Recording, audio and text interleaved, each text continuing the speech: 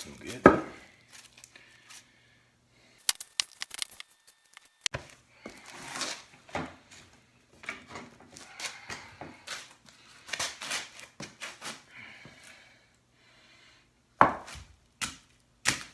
Rotten wood.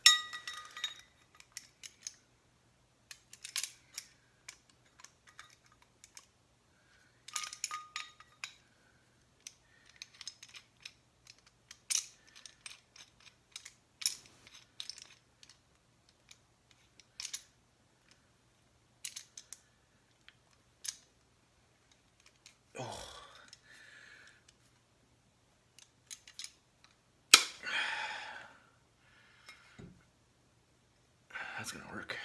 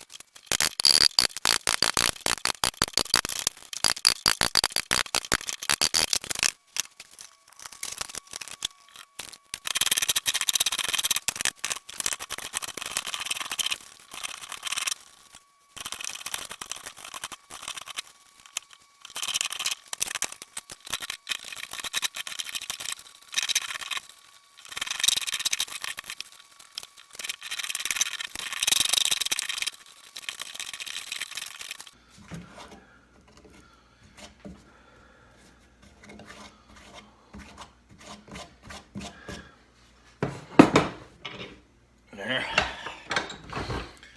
Should be deep enough. Got, oh, I don't know, from the bottom.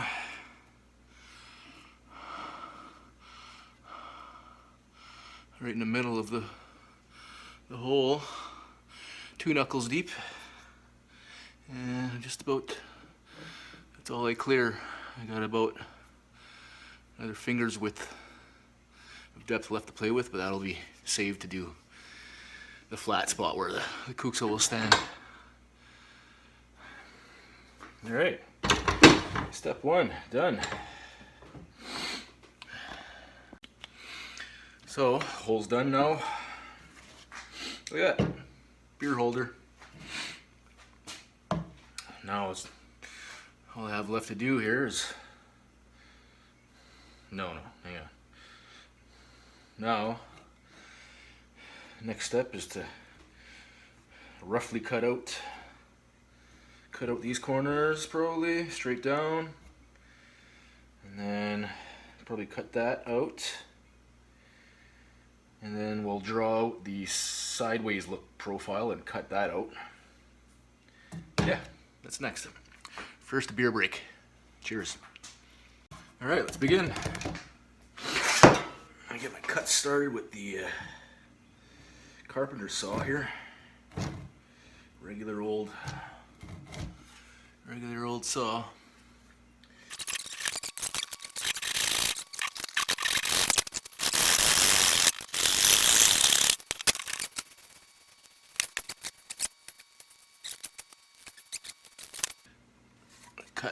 I'm gonna cut it.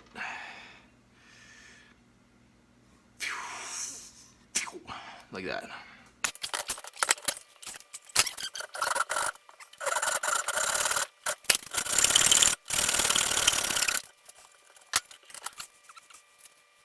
Okay, now I'm gonna cut the bottom flat, just so we do this nice and symmetrical and we don't end up cutting right into our hole here and ruining all this hard work.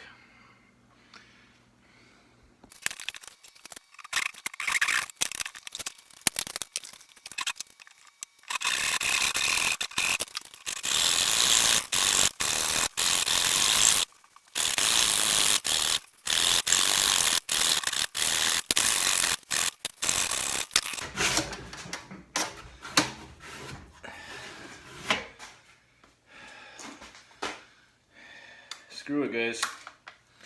Not opposed to using power tools. Sorry about the power tool usage, but tell you what, I don't know what it is with this log, but is it wet, or is it rotten and wet, or is it old, rotten and wet? It's really hard to saw through, so I'm doing it, guys. I'm doing it right in front of you, so.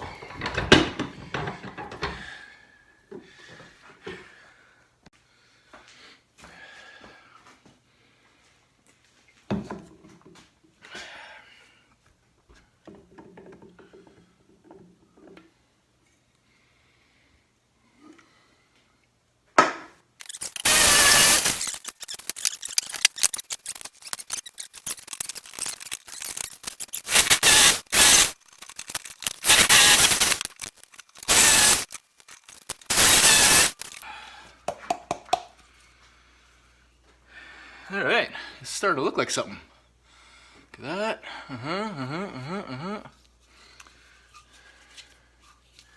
Now,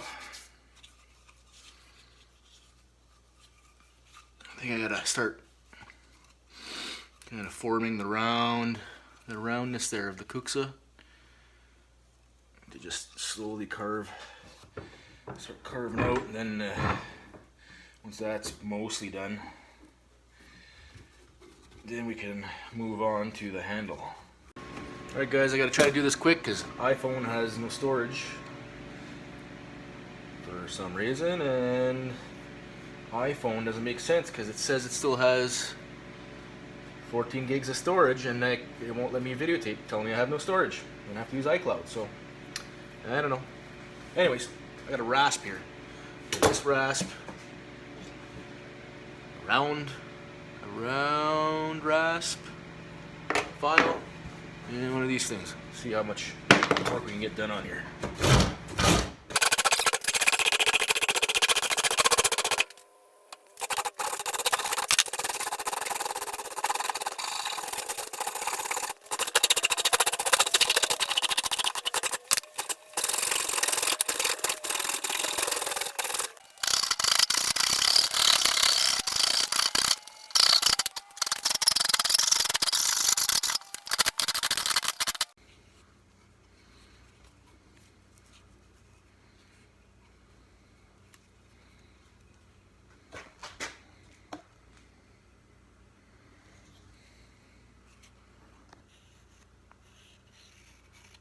Do one of these, and then I'm going to drill a hole here so you can kind of stick your finger in there. Alright, I'm going to start off by using this 1-inch spade bit here.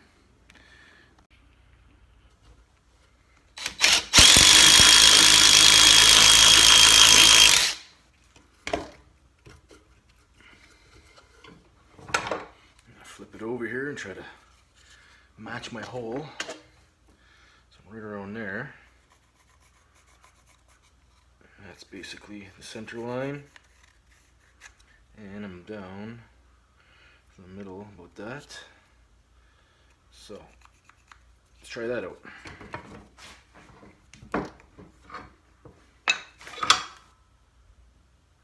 Make sure I'm not going to drill into anything I don't want to, and let's let her rip.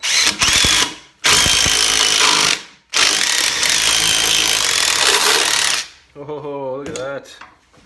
Perfection. Guys, look at this. Check this out. Right through cleanly. Oh, we're getting close. Getting excited here. Alright, next step is to cut this profile out now and use a handsaw. I'll start off with that anyway. We'll see how it goes. Now I'm going to draw out this profile here, the rest of the handle. Down. Probably both sides here, just so I don't do any mess ups. We're pretty far in this project. Alright, now look what we've got here. It's really coming along. It's starting to look like something cool. I think more rasping is going to be involved here.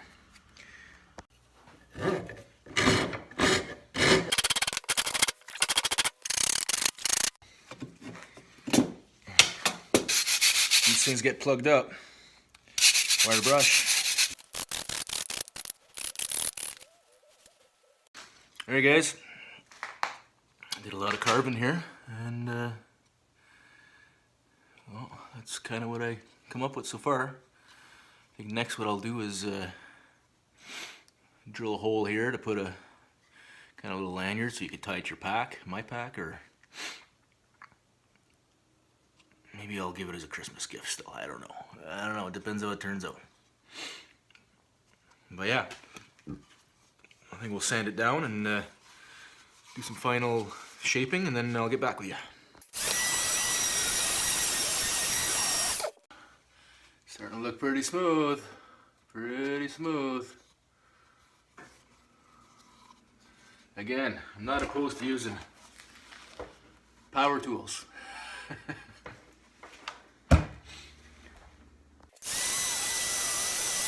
Alright, so I ran into a bit of an issue here. Not a big deal, but kinda, it stands up, but it's kinda tipped backwards. So when you put a drink in it, it's gonna, you know, just not gonna look good. So, let me take this clippy do off here. See what I mean? I want it to sit like that. I want it to sit like that, not like that. So I'm gonna sandpaper on the table, hold it like this, and just, you get what I'm trying to tell you. More power.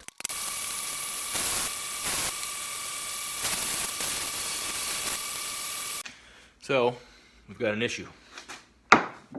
Still doing it, and I have another flat spot that I grinded down there, but it's getting way too thin there, and I can't grind anymore. So, hopefully when I pour liquid in there, it just sits like that. More power tools!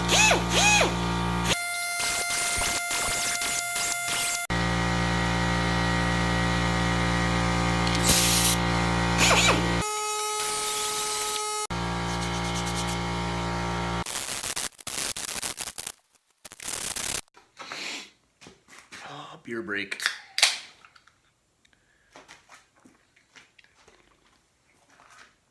Oh man, getting there. I just noticed, you see that right there? Not really much light here, hang on. Why isn't it picking that up?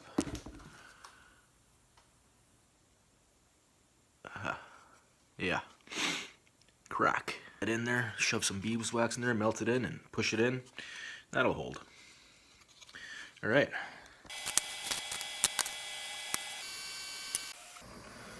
That so far. Just got to do the tree. The washer. The washer seems to be pretty good to do the boughs. Just kind of roll it on an angle there. I think it's going to do a really nice job. Okay, it doesn't really look like a water ripple. It looks more like, I don't know, the tree growing on a hill or something like that. I'm going to do some more stuff on the tip part here. Alright, well, these pliers are getting really hot here. Throw these down. This is kind of what I came up with here. I don't know what that is, but it has some kind of look to it. So now, the best part is going to come up here. Time to put some oil in this baby. See what the colors and the green and see everything come out. Oops. Forgot to drill a hole.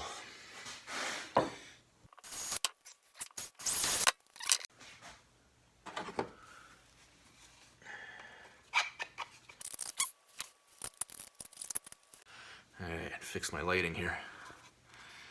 So, anyway.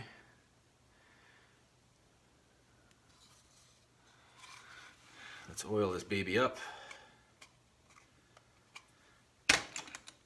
Now, I'm using avocado oil, but I don't think it really matters that much what kind of oil you use. I'm just gonna pour some right in there. And you know what? Just in time, because look at this. Look at this. This is cracking. It's cracking because it's drying up too fast, I think.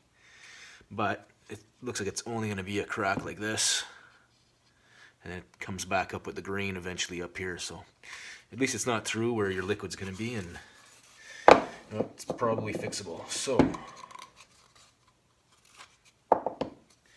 alright. Let's do this. Put some oil in there. Let's see how she turns out.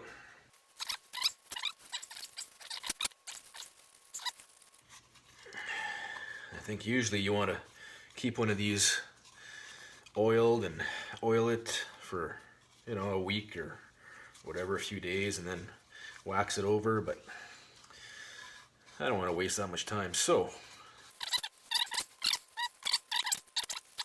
Kuksa! Kuksa, Kuksa. So guys, I've been rubbing oil in this thing for about, not very long at all. I'm just too excited. I want to get it done. But take a look. That's oil. Oil dried up.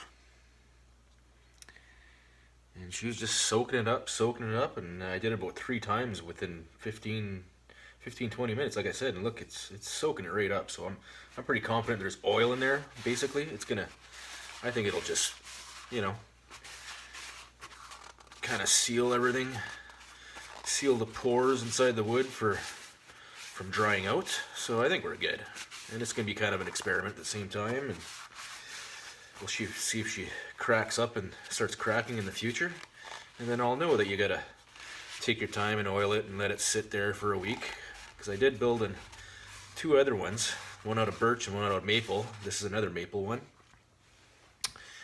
And I let them sit more and oiled them for, you know, the first one for 3 days, the other one for a week before I waxed them. But it's kind of an experiment here at the same time, and I'm pretty confident that it'll turn out just fine. So, like I said, I used avocado oil. I don't know what kind of oil you want to use, but I mean, this stuff's pretty scentless, so to me, it was a good choice. Now, I'm going to show you how we're going to do this. I'm going to use beeswax. I did a little research, and paraffin wax was another option I was going to use just because it's cheaper. It's a lot cheaper than beeswax. But I think beeswax is more traditional, and most of all, it's non-toxic. Well, I did the research on the parawax, and the parawax is non-toxic if you eat it. But apparently if you burn the parawax, it has toxic fumes coming out of it. So, you know what? I got beeswax here. I'll show you how I do it here. Maybe I'll turn that this way. So I'm just going to heat this up a bit here, get it going. Try not to burn off the, you know what? I'm just going to get that like that. Alright, when you heat up your little piece of beeswax, a little tiny piece, this is mini, and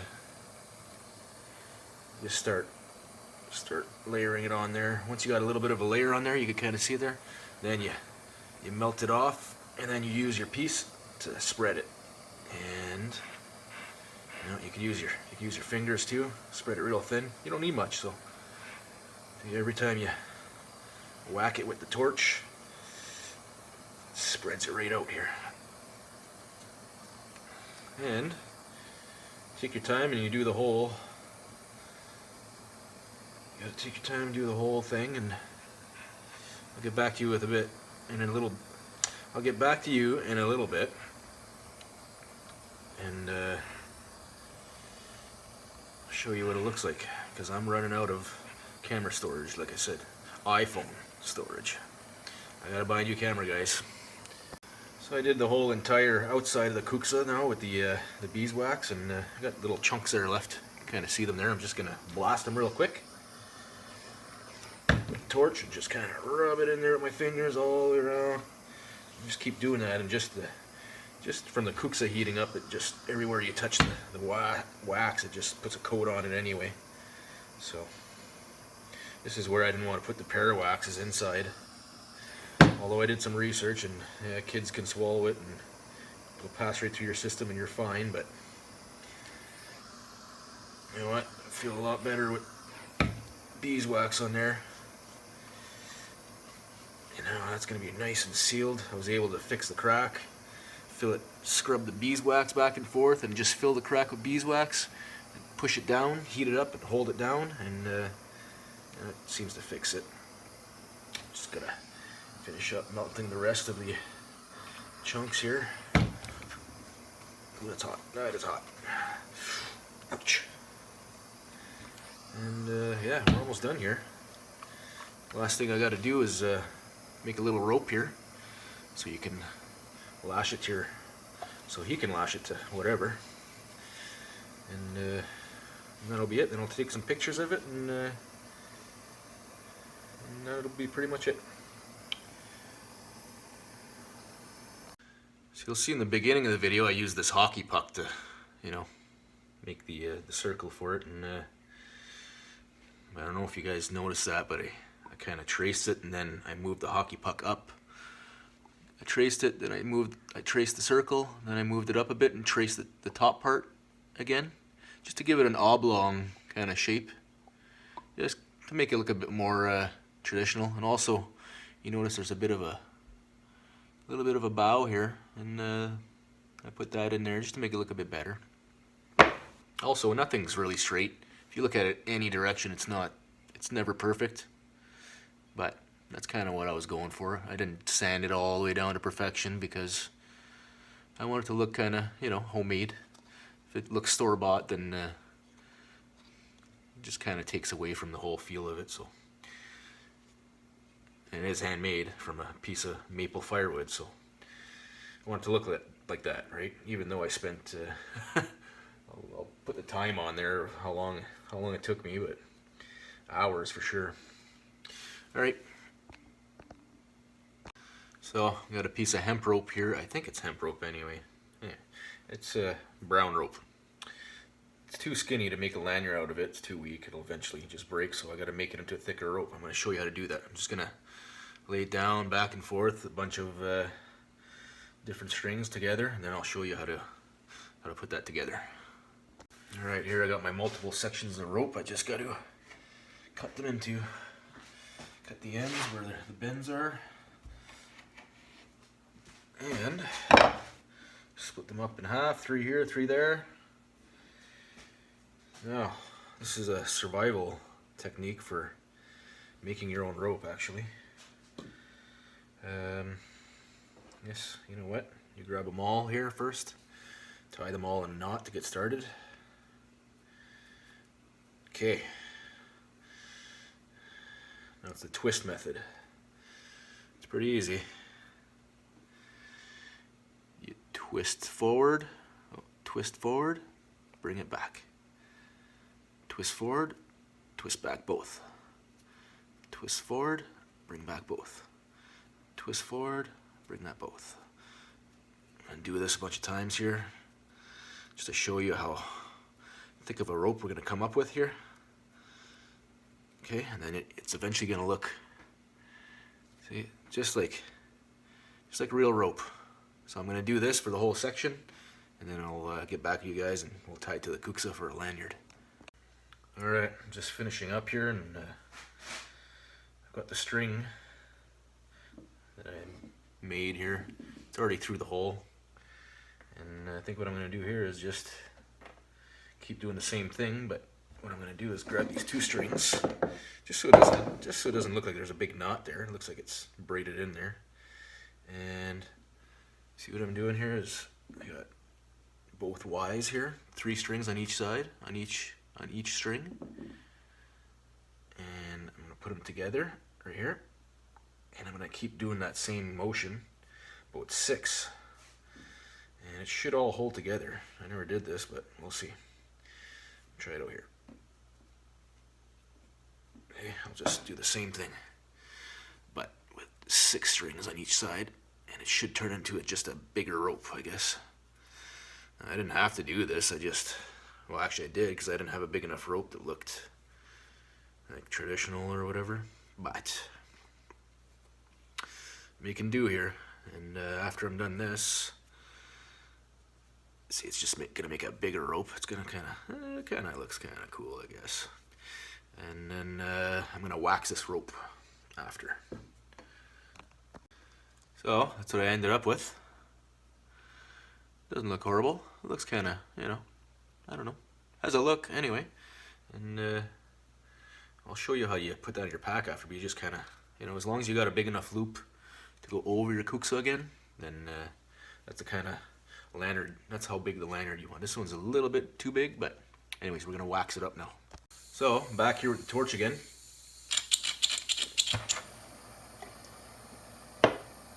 I don't know if that's the best way of waxing a rope, but I'm gonna do it my way here.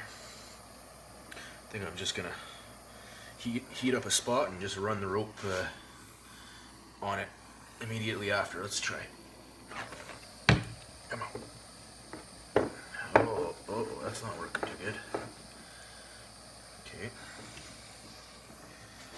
Let's do it quicker.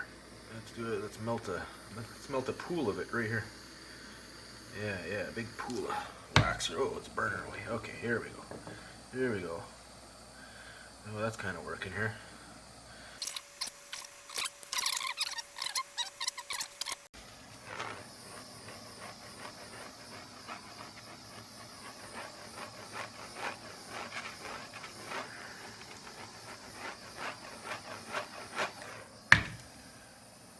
So I just want to say something here. I just finished waxing it, and so this knot is just a single overhand knot here that I tied on itself at the end. And if you were to pull on, if I would have just tied a normal knot there, I could have been able to pull it apart. But because I weaved it into itself, there's no pressure on that overhand knot, so this is never going to come out, even though it's just a normal knot. So just want to say that. So here I got my my little molly pack here, and I'll show you how to put this Kuksa in. So just go through any. You don't have to go through molly. You can go through, you know, any loop, the top loop or side, whatever. Stick it in there, right? Stick it back over your Kuksa, and that's it. It's just gonna dangle there, right? I don't know. Maybe you could stick the handle part in into the molly here somehow. Yeah, look at that.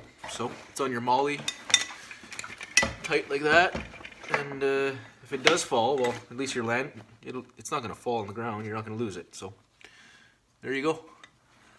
Kuksa. Kuksa.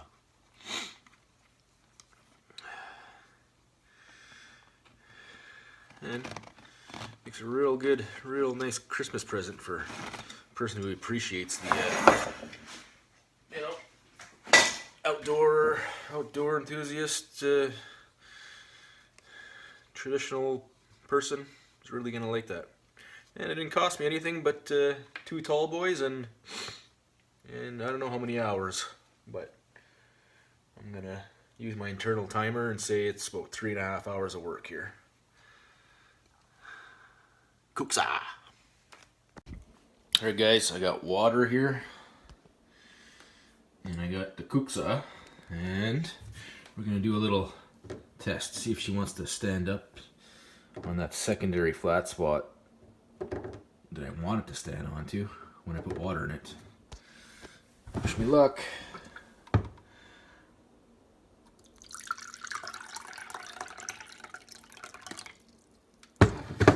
Ow. It's okay. It's still, you know what? It's basically holding the same amount of water. Not quite, but if a guy were to shove this in the sand while he's outside, it'll pretty much just stand on any roundish spot, or in the snow. It'll sit straight if you adjust it, so I'm pretty happy with that. Let's do a little, oh!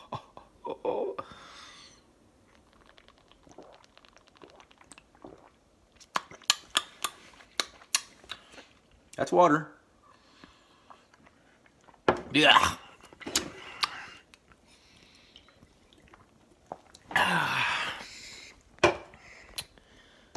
So here I have the Kuksa filled with water already, and I just want to take a test, see this hockey puck size Kuksas, how much water I'm actually going to hold here. So, oh, I had to spill a little bit, but it's okay. It's a drop and it was really overfilled. What do we got here? We got basically 200 milliliters of water. See that, guys? Holding this over my computer, but 200 mil, or that comes up to about 3/4 of a cup. So 3/4 of a cup there, and that's you know, for me it's 2 knuckles deep. So just to give you an idea.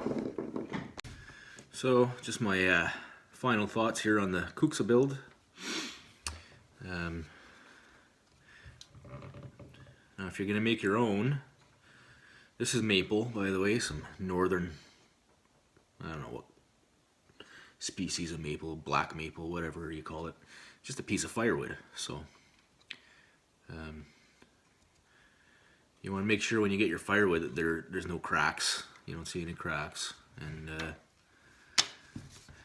you're probably better off using birch. I did the birch one. I'll show you real quick. This was the first one I made for my son, which turned out not too bad. Stands up better than this one anyway. You know, it doesn't look as, the shape is not as nice, but it was so much easier to carve the birch one. Like, so much easier. So, and look at this. This thing just, it didn't crack yet. Didn't even crack. And you know what? I didn't even put any wax on this one. This is just oiled. So, you don't need the wax, I guess. But if you decide to make one, I would go with the birch. Try that first. And look, it's pretty cool looking. It's got the little dark spot. And you can do this with normal tools, but you definitely need a gouging tool. So find a gouging tool. That's all you need. And that's probably the same thing I would use. I don't know if I'd go and buy one of those carving spoons. Not for the maple anyway. I don't even think it would do the job on this piece of maple. This maple was, I don't know, it was wet in the middle, super wet in the middle, and it's like the gouging tool would just slide over top of it, and it wouldn't catch you. It would just kind of glide. It was weird thing, and because the last maple one I made didn't react like that, I was actually able to gouge it out. But yeah, definitely birch. I'd probably do a birch one again next time. It's a good little gift to give to even your kids. Like, my kid was drinking out of this thing. It's fun to him, right? Put this hot chocolate in there and drinks out of it, pretends to camp. Anyways, that's it. Kuksa. Kuksa. Kuksa.